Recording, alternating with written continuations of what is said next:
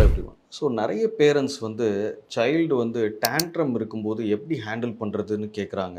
So tantrum அப்படிங்கிறது வந்து குழந்தைங்க ரொம்ப அடம் பிடிச்சி பிடிவாதமாக கத்துறது, ஸோ இந்த மாதிரி அன்கண்ட்ரோல்டபுளாக போகிறது, இதை வந்து டேண்ட்ரம் அப்படின்னு சொல்கிறோம்.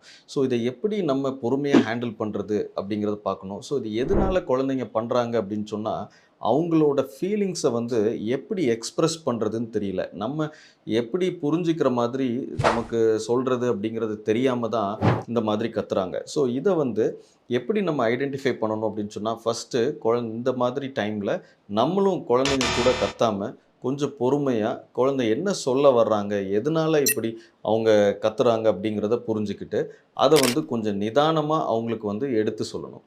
ஸோ இதை பண்ணும்போது குழந்தைங்களும் நம்மக்கிட்ட இருந்து நம்ம இந்த சிச்சுவேஷனில் இப்படி கத்தக்கூடாது அப்படிங்கிறதையும் குழந்தைங்க வந்து புரிஞ்சுக்குவாங்க. அது மட்டும் இல்லாமல் ஸோ நம்ம இந்த மாதிரி ஹேண்டில் பண்ணும்போது குழந்தைங்கள இந்த டைமில் ஒரு எமோஷ்னல் பாண்டிங்கும் குழந்தைங்க கூட நம்ம கிரியேட் பண்ணுறதுக்கான நல்ல ஒரு ஆப்பர்ச்சுனிட்டியாகவும் இருக்கும்.